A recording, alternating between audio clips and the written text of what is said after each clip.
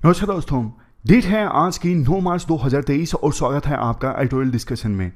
आज total 3 issues हम discuss करेंगे, एक हिंदू से, बाकी 2 अलग अलग दूसरे न्यूज़पेपर से। सबसे पहले आर्टिकल हम डिस्कस करेंगे आज इन्फ्लुएंसर जो प्रोडक्ट्स को इंडोर्स करते हैं ना, एडवर्टाइजमेंट करते हैं, उनके लिए सेंट्रल गवर्नमेंट ने जो गाइडलाइंस रिलीज की है उससे संबंधित है। दूसरा आर्टिकल हम डिस्कस करेंगे मनीष सिसोदिया जो आम आदमी पार्टी के लीडर हैं, उनको सीबीआई ने अरेस्ट किया है। जो इन्वेस्टिगेटिंग ऑफिसर होते हैं उनके पास अरेस्ट करने की कितनी डिस्क्रिशनरी पावर होती है, कब कब वो अरेस्ट कर सकते हैं, क्या इसके लिए कोई गाइडलाइंस होनी चाहिए, कोई ऑब्जेक्टिविटी होनी चाहिए कि वो डिसाइड कर सकें कि अरेस्ट करना है या फिर नहीं करना है। ये सारे एस्पेक्ट्स हम डिस्कस करेंगे इस आर्टिकल में। सबसे लास्ट जो आर्टिकल है वो इंडियन एक्सप्रेस का है। इंडिया ऑस्ट्रेलिया रिलेशनशिप से संबंधित ऑस्ट्रेलिया के जो प्रधानमंत्री हैं वो भारत की यात्रा पर आए हुए हैं, तो इस संदर्भ में इंडिया ऑस्ट्रेलिया रिलेशनशिप इंपॉर्टेंट है, डिस्कस करेंगे। इंडियन एक्सप्रेस का आर्टिकल है। कोट देख लीजिए। जॉर्ज बर्नार्ड शॉ ने कहा था, we must make the world honest before we can honestly say to our children that honesty is the best policy. देखो, हम हमेशा बोलते हैं honesty is the best policy, but एक कड़वा क्वेश्चन ये है, क्या हमारा समाज, क्या हम सब लोग पूरी तरह से आज के समय में ऑनेस्ट हैं? शायद नहीं। देखो, गांधी जी का इसी से संबंधित कोट है ना कि जो आप जैसा वर्ल्ड आप चाहते हो ना, पहले आप वैसे खुद बनो। तो अपने बच्चों को आप ये सिखाओ कि honesty is the best policy. सबसे पहले आप खुद ऑनेस्ट बनो। आप आज का जो वर्ल्ड है ना उसे ऑनेस्ट बनाओ, फिर बच्चों को बोलो कि देखो वर्ल्ड ऑनेस्ट है और आप भी ऑनेस्टी को प्रीच करो, ऑनेस्टी बेस्ट पॉलिसी है। लेकिन देखो, इसका दूसरा पहलू भी है। क्या अगर वर्ल्ड में कोई बुराई है तो क्या बच्चों को अच्छी चीजें सिखाना गलत है? अगर देखो हम ऐसी कोई कंडीशन रखेंगे कि पहले वर्ल्ड को ऑनेस्ट बनाओ तब बच्चों को बोलो, ऐसे तो कभी ऑनेस्टी आएगी ही नहीं, क्योंकि पूरी तरह से सभी लोग तो ऑनेस्ट कभी होंगे ही नहीं। तो इस कोट के दोनों पहलू हैं, दोनों पहलू आप क्वेश्चन के आंसर में रख सकते हो। अब चलिए डिस्कशन स्टार्ट करते हैं। First important article influencer endorsement से संबंधित है। आप जीएस पेपर 4 के इस टॉपिक से आर्टिकल को रिलेट कर सकते हो। इन्फ्लुएंसर कौन होते हैं? इन्फ्लुएंसर देखो वो पर्सन जिनका पब्लिक के ऊपर इन्फ्लुएंस होता है। जैसे देखो बॉलीवुड के एक्टर्स हैं, अक्षय कुमार, शाहरुख खान, या फिर क्रिकेट प्लेयर्स हैं, कोई भी पब्लिक पर्सनैलिटी जिसकी बात जनता मानती है, जिसको जनता फॉलो करती है। आज के समय में तो बहुत सारे यूट्यूबर हैं, इंस्टाग्रामर्स हैं जिनको जनता फॉलो करती है, वो भी इन्फ्लुएंसर हैं। अब देखो, ये जो इन्फ्लुएंसर है ना, बहुत सारे प्रोडक्ट्स को इंडोर्स करते हैं। जैसे यूट्यूब वाले जो पर्सनैलिटीज़ हैं वो अपने व्लॉग्स में बहुत सारे प्रोडक्ट्स को इन्फ्लुएंस करते हैं, प्रमोट करते हैं, सॉरी, जैसे मामा अर्थ का प्रोडक्ट है, या फिर शेयर मार्केट की एप्लीकेशंस डाउनलोड करने के लिए कहते हैं। तो ना इसके ऊपर अब सरकार ने ना, सेंट्रल गवर्नमेंट ने गाइडलाइंस रिलीज़ की हैं। जो भी सेलिब्रिटीज़ हैं या फिर सोशल मीडिया इन्फ्लुएंसर हैं, वो कैसे प्रोडक्ट को इंडोर्स कर सकते हैं, इसके लिए सरकार ने गाइडलाइंस इशू की हैं कंज्यूमर प्रोटेक्शन एक्ट 2019 के अंतर्गत। तो सबसे बड़ा क्वेश्चन तो यही आता है कि इंडोर्समेंट गाइडलाइंस को रिलीज करने की आवश्यकता पड़ी क्यों, क्या दिक्कत थी? बहुत सारी दिक्कतें थी। सबसे पहला इशू देखो ये था instances of misuse of trust. अब ये जो सेलिब्रिटीज होते हैं ना, जिनको जनता फॉलो करती है, तो जनता का एक प्रकार से ना इन सेलिब्रिटीज के ऊपर ना ट्रस्ट होता है। बट ये सेलिब्रिटीज, ये इन्फ्लुएंसर जनता के ट्रस्ट का मिसयूज करते हैं और पैसे लेके प्रोडक्ट्स को प्रमोट करते हैं, ऐसे प्रोडक्ट्स जिनको उन सेलिब्रिटीज ने कभी इस्तेमाल किया ही नहीं है, कभी यूज किया ही नहीं है। Next, high influence but less responsibility. कहते हैं ना, पावर के साथ रिस्पॉन्सिबिलिटी आती है। तो जब सेलिब्रिटीज की बहुत सारी सॉफ्ट पावर होती है पब्लिक के ऊपर, इसके साथ उनकी रिस्पॉन्सिबिलिटी भी आनी चाहिए जनता के प्रति कि जनता को वो क्या बोल सकते हैं, क्या नहीं बोल सकते हैं। बट सामान्यतः ऐसा देखा जाता है कि सेलिब्रिटीज का इन्फ्लुएंस तो काफ़ी ज़्यादा हो जाता है जनता के ऊपर, बट वो कोई रिस्पॉन्सिबिलिटी नहीं लेते कि आप फेमस हो गए हो, आपकी कोई रिस्पॉन्सिबिलिटी बनती है जनता के ऊपर, क्या आपको बोलना है, क्या नहीं बोलना है, नहीं, ऐसा कुछ नहीं। नेक्स्ट है difficult to distinguish commercial messaging. अब बहुत बार आपने भी देखा होगा जो यूट्यूब पर इन्फ्लुएंसर हैं, वो देखो किसी प्रोडक्ट को प्रमोट कर देते हैं लेकिन बताते भी नहीं कि इसके लिए उन्हें पैसे लिए हैं।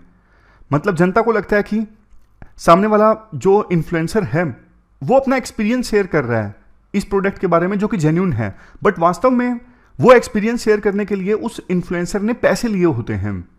मतलब कंटेंट की आड़ में कई बार इन्फ्लुएंसर कुछ प्रोडक्ट्स को प्रमोट कर देते हैं और जनता को पता भी नहीं लगता कि ये पेड एडवर्टाइजमेंट है। नेक्स्ट है lack of understanding of nature और quality of product by influencer. बहुत बार ऐसा होता है कि इन्फ्लुएंसर को ना पता ही नहीं होता कि जिस प्रोडक्ट को वो प्रमोट कर रहे हैं उसका नेचर क्या है, क्वालिटी क्या है, बस पैसे मिल रहे हैं तो प्रमोट कर दो। एक ना म्यूजिक फेस्टिवल के नाम पे काफ़ी सारे इन्फ्लुएंसर ने पैसे ले लिए कि म्यूजिक फेस्टिवल ऑर्गेनाइज होगा, उसको आप ज्वाइन कर सकते हो पैसे देके, बट वो बहुत बड़ा फ्रॉड था, वो म्यूजिक फेस्टिवल हुआ ही नहीं। 2017 की ये बात है। तो मतलब इन्फ्लुएंसर काफ़ी बार देखते ही नहीं क्या प्रोडक्ट प्रमोट कर रहे हैं, क्या नेचर है, इससे जनता को नुकसान हो जाएगा। जैसे ना बहुत बार ऐसा होता है कि जो शेयर मार्केट की एप्लीकेशंस हैं वो प्रमोट की जाती हैं इन्फ्लुएंसर के द्वारा, जबकि देखो शेयर मार्केट में इन्वेस्ट करना, ट्रेड करना बहुत ज़्यादा रिस्की है। आप रिस्क नहीं बता रहे हो कितना बड़ा रिस्क इन्वॉल्व है। बहुत सारे लोग अपना सब कुछ खो देते हैं शेयर मार्केट में ट्रेड करके। हालांकि देखो इन्वेस्ट करना एक अलग चीज़ है, ट्रेड करना अलग चीज़ है। इन्वेस्ट करने में आप क्या करते हो, इन्वेस्ट करने में आप देखते हो कंपनी कितने सालों में कितना ग्रो कर सकती है, उस हिसाब से आप पैसा लगाते हो। ट्रेडिंग मतलब आज सुबह आपने शेयर खरीदा, शाम को बेच दिया। बट कुछ इन्फ्लुएंसर तो ट्रेडिंग को प्रमोट करते हैं, जो कि कुछ लोग बोलते हैं सीधे लफ्जों में कि एक बैटिंग है एक प्रकार से। नेक्स्ट है conflict of interest and deceptive marketing. Consumer को यह लगता है कि हमारे बेनिफिट्स के लिए जो इन्फ्लुएंसर हैं वो किसी प्रोडक्ट के बारे में बता रहे हैं कि उन्हें फ़ायदा हुआ होगा, तो वो बता रहे हैं कि आपको भी हो सकता है आप ये प्रोडक्ट इस्तेमाल अगर करोगे। लेकिन वास्तव में देखो ये प्रमोशन सिर्फ प्रॉफिट मोटिव से होता है, ना कि कंज्यूमर्स के फ़ायदे को देखते हुए। Next targeting of vulnerable groups such as children और टीनेजर। अब देखो सेलिब्रिटीज़ हैं, इन्फ्लुएंसर्स हैं, यूट्यूब या फिर इंस्टाग्राम वाले, उनको छोटे बच्चे भी फॉलो करते हैं और वो अपने प्रोडक्ट फिर प्रमोट कर देते हैं छोटे बच्चों के लिए भी। छोटे बच्चे आपको पता है प्रोडक्ट से जल्दी आकर्षित हो जाते हैं, अट्रैक्ट हो जाते हैं, तो किसी ना किसी प्रकार का पेरेंटल कंट्रोल भी होना चाहिए। तो ये हमने इश्यूज़ के बारे में डिस्कस किया, इसी वजह से सेंट्रल गवर्नमेंट गाइडलाइंस लेके आई है इन्फ्लुएंसर के लिए। अब देखो एक बार थोड़ा सा ना इशू हम इन्फ्लुएंसर के पर्सपेक्टिव से भी समझ सकते हैं, उनके पर्सपेक्टिव से क्या पॉइंट्स हैं, उनके क्या कंसर्न्स हैं। सबसे पहली चीज़, सरकार कहती है कि आप प्रोडक्ट की ड्यू डिलीजेंस करो, छानबीन करो प्रोडक्ट के बारे में, उसके बाद ही प्रमोट करो। तो इन्फ्लुएंसर का ये कहना है कि देखो हम कैसे ड्यू डिलीजेंस कर सकते हैं बड़े लेवल पे। जैसे फेयर एंड लवली क्रीम है जिसका नाम अभी चेंज हो चुका है, अब वो क्रीम कितना इम्पैक्ट डालती है स्किन पे, अब कितनी साइंटिफिक रिसर्च हुई है इस पे। इन्फ्लुएंसर का कहना है कि हम इतना डिटेल में नहीं जा सकते, हमारे पास लेबोरेटरी तो है नहीं ये पता लगाने के लिए कोई प्रोडक्ट कितना इफेक्टिव है। तो इसलिए ये हमें कहना कि कोई भी प्रोडक्ट को प्रमोट करने से पहले हम ड्यू डिलीजेंस करें, ये गलत है। नेक्स्ट, इन्फ्लुएंसर का मानना है कि ब्रांड की भी तो रिस्पॉन्सिबिलिटी होनी चाहिए ना, जिस ब्रांड को हम प्रमोट कर रहे हैं उसकी रिस्पॉन्सिबिलिटी होनी चाहिए। अगर उनका प्रोडक्ट खरा नहीं उतरता है जो हम बोल रहे हैं, जो हमें वो बोलने के लिए कह रहे हैं, तो उनके खिलाफ एक्शन लिया जाए। Next, moral boundaries.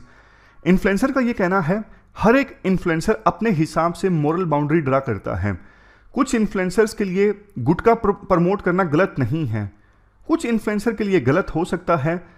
जैसे पुलेला गोपीचंद हैं, उन्होंने कोल्ड ड्रिंक का प्रमोशन करने से मना कर दिया था। बहुत सारे ऐसे सेलिब्रिटीज़ हैं जो टोबैको प्रोडक्ट्स का प्रमोशन नहीं करते और कुछ कुछ कर देते हैं, जैसे अजय देवगन है, शाहरुख खान है। अक्षय कुमार ने एक बार कह दिया था लेकिन बाद में उन्होंने कर दिया टोबैको प्रोडक्ट का प्रमोशन, फिर उन्होंने माफ़ी मांगनी पड़ी थी। तो इन्फ्लुएंसर को मौका देना चाहिए वो अपने हिसाब से मोरल बाउंड्रीज ड्रा कर सकें।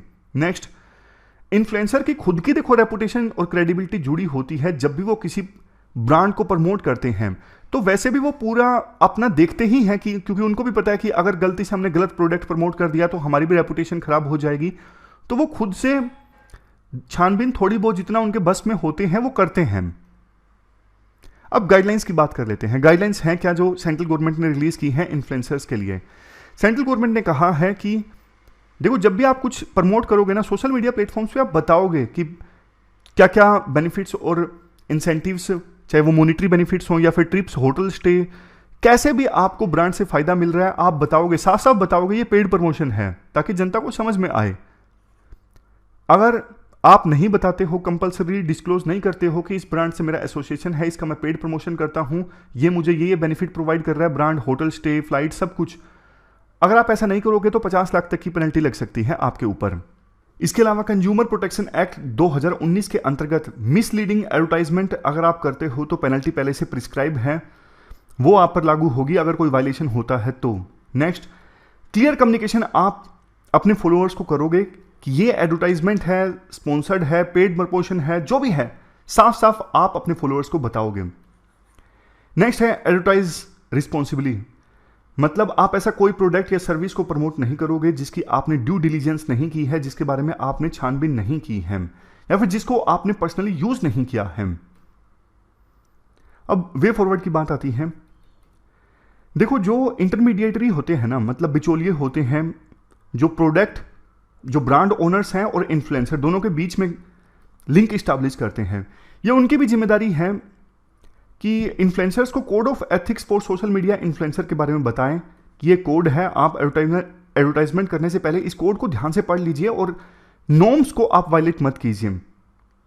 Next, self regulation bye celebrity और इन्फ्लुएंसर ग्रुप्स, जो ये इन्फ्लुएंसर मार्केटिंग इंडस्ट्री है ना, इनको भी इस प्रकार की बेस्ट प्रैक्टिसेस और गाइडलाइंस सेट करनी चाहिए जिनको इन्फ्लुएंसर्स फॉलो कर सकें, ये इंश्योर करने के लिए जो भी वो प्रमोशन कर रहे हैं वो एथिकल है और ट्रांसपेरेंट है।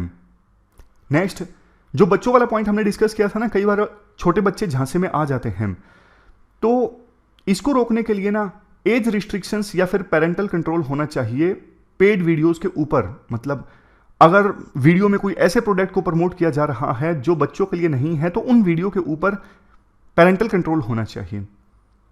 Creation of government due diligence structure, सरकार को भी देखो एक कमेटी या फिर फोरम इस्टेब्लिश करना चाहिए जो लगातार प्रोडक्ट्स और सर्विसेज की जांच करके ये बता सके कौन सा प्रोडक्ट फेक है, किस प्रोडक्ट के बारे में झूठा वादा किया जा रहा है, ताकि सेलिब्रिटीज को भी फायदा होगा इससे और जनता को भी फायदा होगा।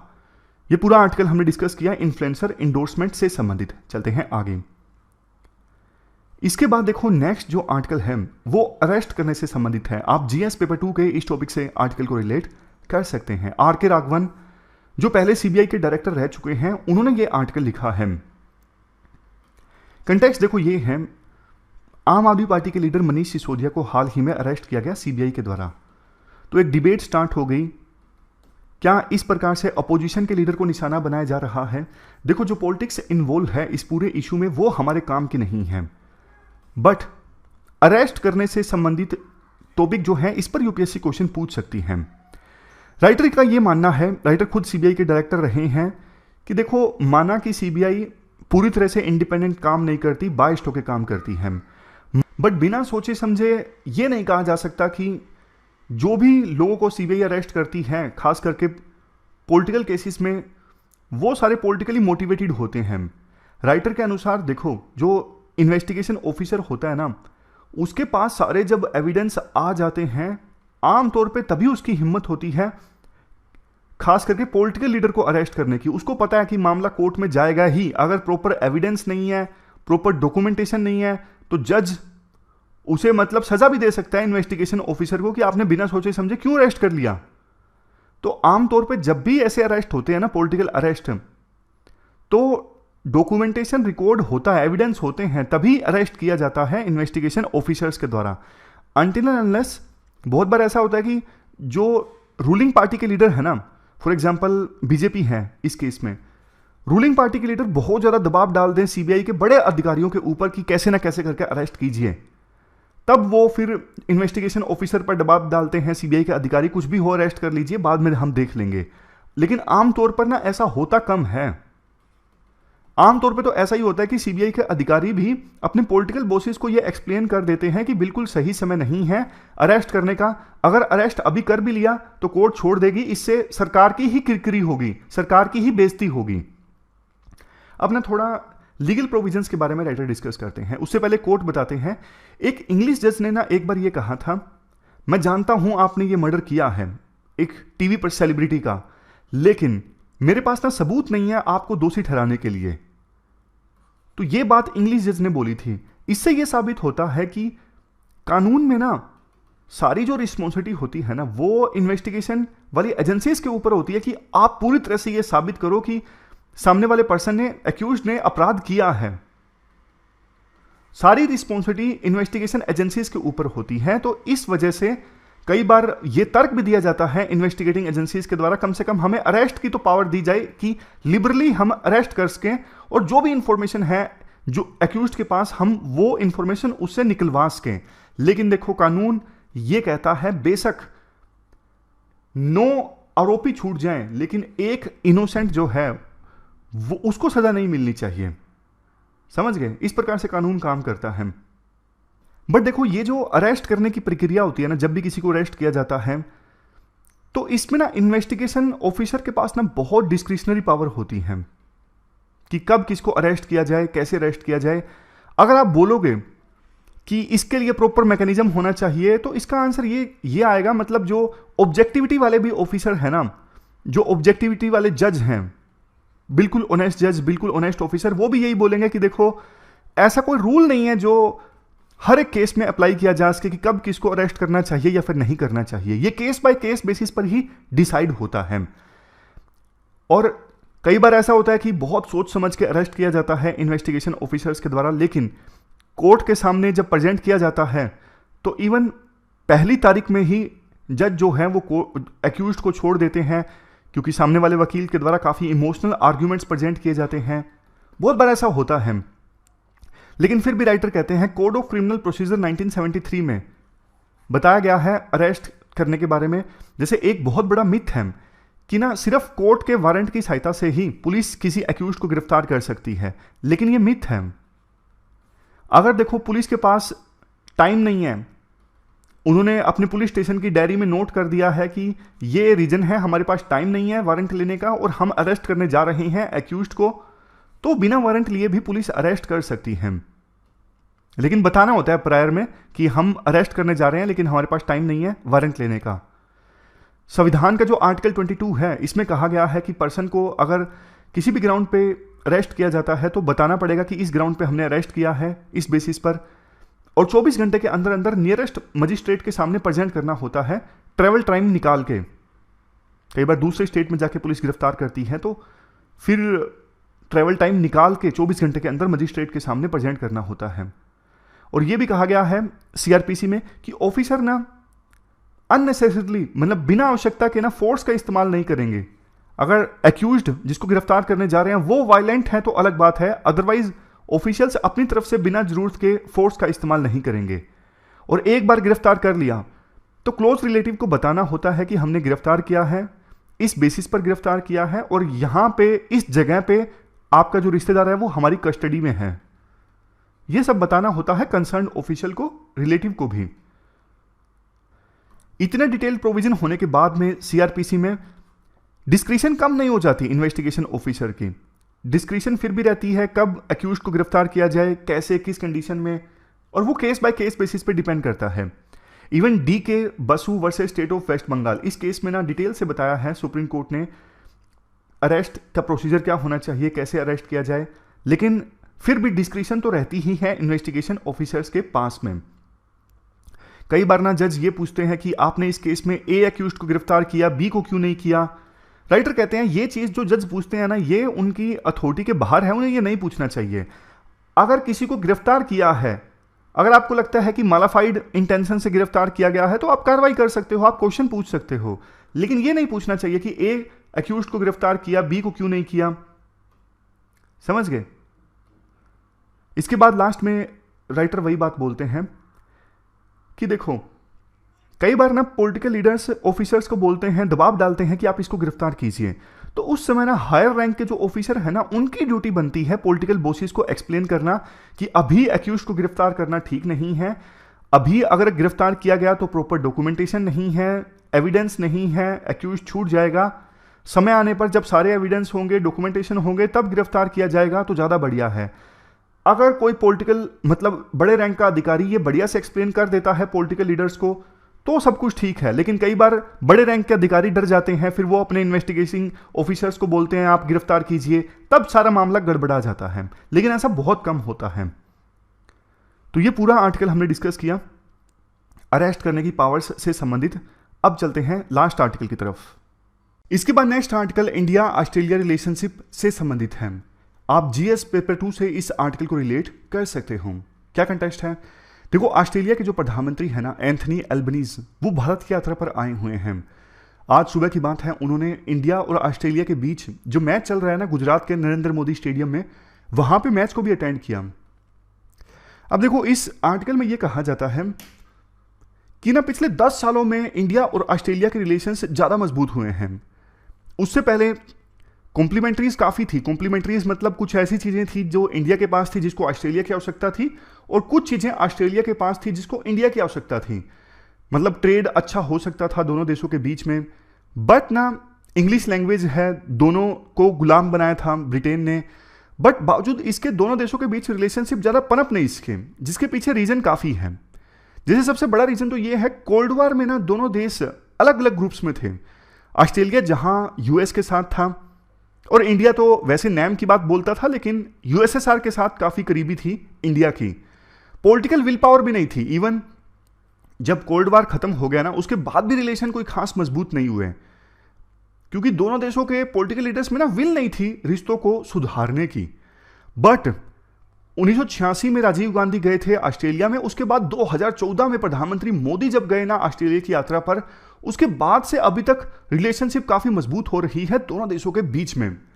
ऑस्ट्रेलिया के पास ना काफी क्रिटिकल मिनरल्स हैं, और इंडिया को उन मिनरल्स की आवश्यकता है अपनी इलेक्ट्रॉनिक्स इंडस्ट्री में, मोबाइल मैन्युफैक्चर करने के लिए, दूसरे इलेक्ट्रॉनिक्स कंपोनेंट को मैन्युफैक्चर करने के लिए। तो यहां पे बहुत बड़ी कॉम्प्लीमेंट्री है। इंडिया ऑस्ट्रेलिया के सर्विस एक्सपोर्ट के लिए बहुत इंपॉर्टेंट है।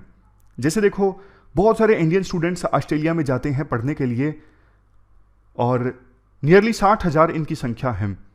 गुजरात की गिफ्ट सिटी जो है ना, यहां पर 2 यूनिवर्सिटीज ऑस्ट्रेलिया अब सेट करने वाला है। इकोनॉमिक कोऑपरेशन जो है दोनों देशों के बीच में बहुत ज्यादा इंक्रीज हो गया है।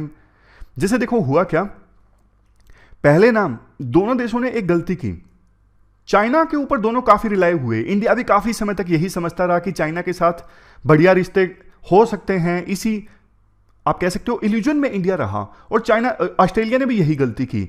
लेकिन देखो, पिछले कुछ सालों में ना दोनों को समझ में आ गया कि चाइना का जो राइज हुआ है वो पीसफुल नहीं है। चाइना काफी एग्रेसिव है अपनी अप्रोच में इंडो पैसिफिक रीजन में। तो ऑस्ट्रेलिया भी एक प्रकार से ना चाइना की एग्रेसिवनेस नहीं चाहता, और इंडिया भी नहीं चाहता। तो इस चीज ने ना दोनों देशों को एकदम से करीब ला दिया।